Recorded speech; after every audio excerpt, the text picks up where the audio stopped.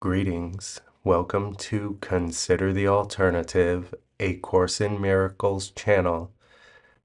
Today we're on Lesson 359. God's answer is some form of peace. All pain is healed, all misery replaced with joy. All prison doors are opened, and all sin is understood as merely a mistake.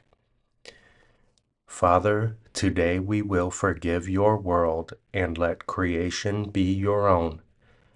We have misunderstood all things, but we have not made sinners of the holy sons of God.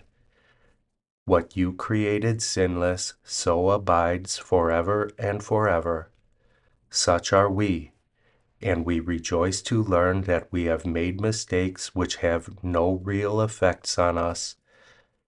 Sin is impossible, and on this fact forgiveness rests upon a certain base more solid than the shadow world we see.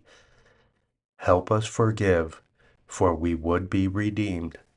Help us forgive, for we would be at peace. Lesson 359. God's answer is some form of peace. All pain is healed, all misery replaced with joy. All prison doors are opened, and all sin is understood as merely a mistake.